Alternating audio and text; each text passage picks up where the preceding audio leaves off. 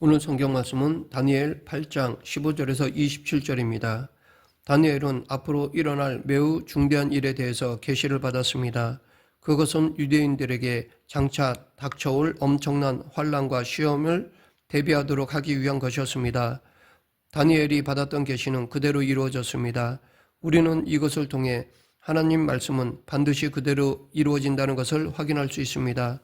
다니엘은 지금으로부터 약 2600년 전에 이 계시를 받았습니다. 그리고 이 계시는 다니엘이 계시를 받은 지 400년 후에 실제로 이루어졌습니다. 그러므로 우리는 약 2200년 전에 이미 일어난 일을 살펴보고 있는 셈입니다. 우리는 하나님께서 다니엘에게 보여주신 계시가 어떻게 이루어졌는지를 살펴보고 이미 이루어진 이 계시가 오늘 우리에게 주는 교훈이 무엇인지 알아보겠습니다. 다니엘은 지금 두 번째 환상을 보고 있습니다. 다니엘이 본 첫 번째 환상과 두 번째 환상은 차이점과 공통점이 있습니다. 먼저 차이점을 보면 다니엘은 첫 번째 환상에서 네 짐승을 보았습니다. 그것은 독수리의 날개가 달린 사자와 3개의 갈빗대를 입에 물고 있는 곰, 4개의 날개가 달린 표범, 그리고 무시무시한 또 하나의 짐승이었습니다. 날개 달린 사자는 바벨론을 나타내고 3개의 갈빗대를 입에 물고 있는 곰은 메데바사를 가리킵니다. 그리고 4개의 날개가 달린 표범은 그리스를 나타내고 다른 짐승과 비교할 수 없이 무서운 짐승은 로마를 가리킵니다.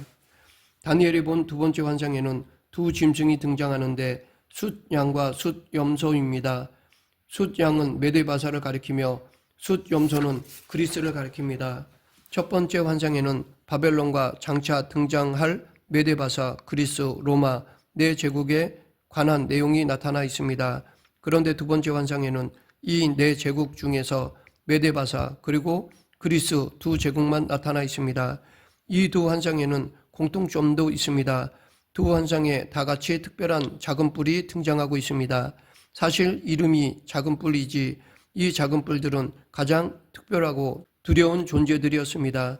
먼저 첫 번째 환상에 나오는 작은 뿔을 보면 첫 번째 작은 뿔은 로마 제국을 상징하는 넷째 짐승에게서 나왔습니다. 두 번째 환상에서도 작은 뿔이 나오는데 이 작은 뿔은 그리스를 가리키는 숫염소에게서 나옵니다. 다니엘이 보았던 첫 번째 환상에 나오는 작은 뿔은 넷째 짐승에게서 나왔습니다. 이 작은 뿔에는 눈과 입이 있었고 큰 소리로 하나님을 대적하는 말을 했습니다. 이 작은 뿔은 예수 그리스도의 재림 직전에 나타날 적그리스도를 가리킵니다. 다니엘이 본 두 번째 환상에 나오는 작은 뿔은 숫염소에게서 나왔습니다. 숫염소의 두 눈 사이에서 돋아났던 큰 뿔이 꺾이자 그 대신에 4개의 뿔이 났습니다. 그리고 그 4뿔 중 하나에서 작은 뿔이 나와 심히 커졌습니다. 숫염소의 두 눈 사이에서 돋아난 큰 뿔은 알렉산더를 가리키며 그 뿔이 꺾인 후에 새로 돋아난 4뿔은 알렉산더가 죽은 후 그리스 땅을 분할하여 통치한 4왕을 가리킵니다. 그런데 이 4뿔 중에 하나에서 작은 뿔 하나가 돋아나 남쪽과 동쪽과 영화로운 땅을 향하여 심히 커졌습니다. 이것은 알렉산더 사후에 분할된 4나라 중 시리아의 셀류코스 왕조에서 나온 안티오쿠스 에피파네스를 가리킵니다. 이 안티오쿠스 에피파네스는 유대를 침략하여 유대인들을 심히 핍박했고 성전을 더럽혔습니다. 본문에는 이 작은 뿔, 즉 안티오쿠스 에피파네스가 행한 악행들에 대해 예언하고 있습니다. 첫 번째 환상에 나오는 작은 뿔은 그리스도의 재림 직전에 나타날 적그리스도를 나타낸다고 했습니다. 이 적그리스도는 말세에 나타날 것인데 말세는 그리스도의 초림 때부터 재림 때까지를 가리킵니다. 그러하기에 지금이 바로 말세이며 적그리스도가 지금도 역사하고 있습니다. 이 적그리스도는 예수님께서 재림하실 때까지 활동할 것이며 마지막으로 갈수록 더 엄청나고 두려운 세력으로 성도들을 핍박하며 미혹할 것입니다. 두 번째 환상에 나오는 또 다른 작은 뿔은 시리아의 셀루코스 왕조에서 나오는 안티오쿠스 에피파네스 왕입니다. 이때는 예수님께서 오시기 전입니다. 그러므로 이 작은 뿔은 그리스도의 재림 직전, 즉 말세에 나타나는 작은 뿔, 적그리스도가 아닙니다. 19절에는 이 작은 뿔이 나타날 때에 대해서 말하고 있습니다. 이르되 진노하시는 때가 마친 후에 될 일을 내가 내게 알게 하리니 이 환상은 정한 때의 끝에 관한 것임이라. 그러면 이 정한 때는 언제일까요? 그때는 유대인들에 대한 하나님의 진노가 끝나는 마지막 때를 가리킵니다. 안티오쿠스 에피파네스가 유대인들을 핍박한 때는 BC 171년부터 165년, 즉 예수님께서 오시기 직전이었습니다.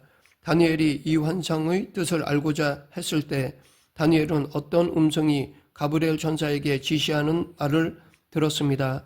15, 16절 나 다니엘이 이 환상을 보고 그 뜻을 알고자 할 때에 사람 모양 같은 것이 내 앞에 섰고 내가 들은즉 을레강 두 언덕 사이에서 사람의 목소리가 있어 외쳐 이르되 가브리엘아 이 환상을 이 사람에게 깨닫게 하라 하더니 천사 가브리엘에게 명령하신 분은 예수 그리스도이십니다.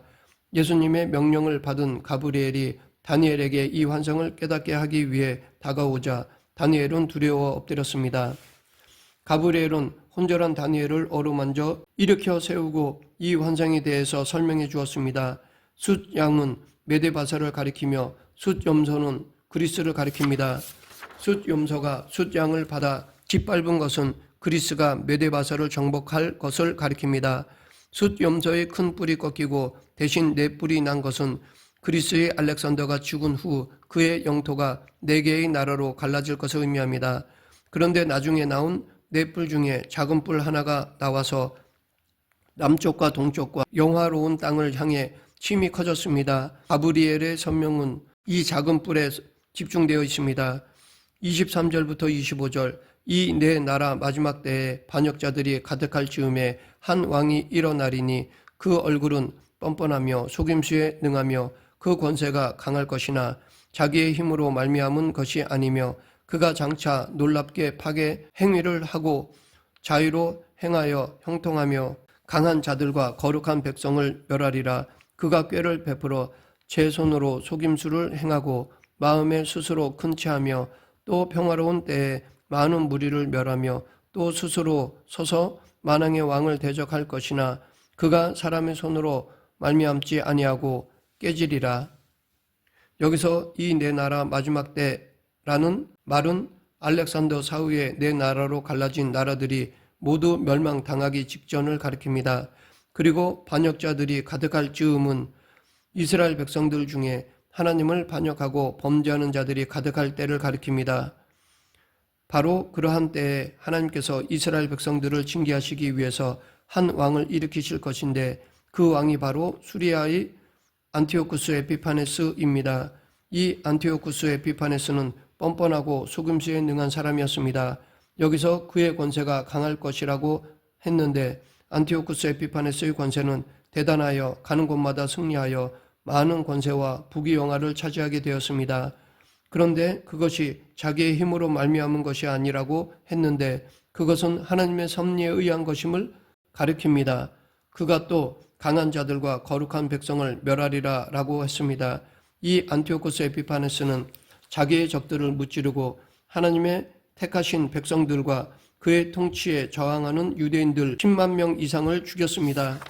그는 마음에 스스로 큰 체하며 교만했는데 자신이 곧 신이라고 주장했습니다. 또 평화로운 때에 많은 무리를 멸할 것이라고 했는데 그는 워낙 권모술수가 능해서 자기가 정복해야 할 주변에 있는 백성들을 일단 안심시켜 놓고 방심한 틈을 이용해서 갑작스럽게 공격했습니다. 그는 예루살렘에 사신을 보내 평화조약을 체결하려는 것처럼 행동했습니다. 그리고 예루살렘에 있는 모든 사람들이 마음을 놓고 있을 때 갑자기 군대를 이끌고 쳐들어가 무방비 상태에 있는 유대인들을 정복했습니다. 이 왕은 또 스스로 서서 만왕의 왕을 대적할 것이라고 했습니다. 그는 만왕의 왕 대신 하나님을 대적하여 성전 제사를 폐하고 성전을 더럽혔습니다. 그러나 그의 마지막은 어떻게 되었습니까? 그는 사람의 손을 말미암지 않고 깨졌습니다. 그는 갑자기 죽었는데 내장을 벌레가 먹어 죽었다고 합니다. 하나님께서 그를 심판하신 것입니다. 안티오쿠스 에피파네스에 대해서 좀 더 자세히 살펴보면 앞에서 이 사람은 매우 뻔뻔하고 속임수에 능한 왕이라고 했습니다. 그는 왕이 된 후 통치권을 강화하기 위해 자기가 통치하는 모든 지역에 그리스 문화를 강제로 정착시키려고 했으며 자신을 제우스 신으로 숭배하도록 강요했습니다. 그의 이름 에피파네스는 현현한 신이라는 뜻이었습니다. 그러나 유대인들은 이러한 정책에 크게 반발하며 따르지 않았습니다. 안티오쿠스 에피파네스는 이러한 유대를 침략하여 수많은 유대인들을 잡아다가 노예로 팔아버렸으며 4만 명에 이르는 남녀와 어린아이들을 대량으로 학살했습니다. 그리고 성전에 들어가 황금 제단과 금으로 된 모든 성전 기명들을 약탈했습니다. 추수한 곡식의 3분의 1을 세금으로 징수했으며 세금을 납부하지 못할 때에는 개인이나 마을 전체를 노예로 팔아버렸습니다. 급기야 성전에서는 그리스의 신들에 대한 숭배가 이루어졌고 제우스에게 헌납된 제단에서는 돼지고기가 제물로 바쳐졌습니다. 성전의 기명들은 돼지의 피와 고기로 더럽혀졌습니다. 안식일을 지키거나 할례를 행하거나 부정한 음식을 금지하는 일들에 대해서는 사형에 처하도록 하는 법이 공포되었습니다. 자기 아들에게 할례를 행한 어머니들은 그들의 목에 아기를 두른 채 십자가에 처형되었습니다. 성전들은 술꾼들로 난장판이 되었습니다. 본래 작은 뿔은 예수님께서 재림하시기 직전에 나타날 적그리스도를 가리킵니다. 그런데 본문에서는 그 작은 뿔이 아닌 또 다른 작은 뿔에 대해서 보여주고 있습니다. 다니엘의 두 번째 환상에 등장하는 작은 뿔은 수리아의 셀루코스 왕조에서 나온 안티오쿠스 에피파네스를 가리킵니다. 그는 하나님 백성을 짓밟고 핍박했던 사단의 하수인이었습니다. 이 작은 뿔에 대한 계시는 다니엘 당시의 유대인들에게 앞으로 닥칠 큰 환난과 핍박을 준비시키기 위해서 주어졌습니다. 이 작은 뿔 안티오쿠스 에피파네스의 악행과 하나님 백성들에 대한 핍박은 다니엘이 이 계시를 받은 지 400년 후에 일어났습니다. 그렇다면 오늘 우리에게는 이 일이 오래전 과거에 일어난 일입니다. 그러므로 이 작은 뿔, 즉 안티오쿠스 에피파네스는 다니엘의 첫 번째 환상에 나오는 적그리스도가 아닙니다. 그렇다면 이 작은 뿔은 오늘 우리에게 어떤 교훈을 주기 위해 기록되었을까요? 이 작은 뿔, 즉 안티오쿠스 에피파네스는 앞으로 나타날 적그리스도가 어떤 존재일지를 우리에게 잘 보여줍니다. 이 작은 뿔 안티오쿠스 에피파네스는 하나님 백성들을 크게 핍박하며 괴롭혔습니다. 그렇다면 앞으로 나타날 적그리스도도 하나님의 백성들을 크게 핍박할 것입니다. 이 작은 뿔은 다니엘이 환상 중에 보았던 계시대로 나타났습니다. 마찬가지로 다니엘의 첫 번째 환상에 등장했던 작은 뿔도 예수님의 재림 직전에 반드시 나타날 것입니다. 말씀을 맺겠습니다. 다니엘은 이 환상을 본 후 여러 날 앓다가 일어났습니다. 다니엘은 이 말씀을 심각하고 두려운 마음으로 받았던 것입니다. 그리고 죽는 날까지 이 말씀을 명심했을 것입니다. 우리도 마찬가지여야 할 것입니다. 하나님께서 다니엘을 통해 보여주신 작은 뿔, 적그리스도가 어떤 모습으로 언제 우리에게 나타날지 알 수 없습니다. 그러므로 이 마지막 때에 하나님만 온전히 신뢰하며 어떤 경우에도 믿음을 지켜야 합니다. 우리 모두 영적으로 깨어있어 무슨 일이 닥쳐와도 끝까지 믿음 지켜 승리하는 성도가 되길 간절히 축원합니다. 기도하겠습니다.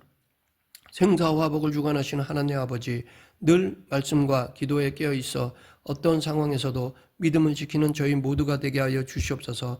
예수님 이름으로 기도드립니다. 아멘.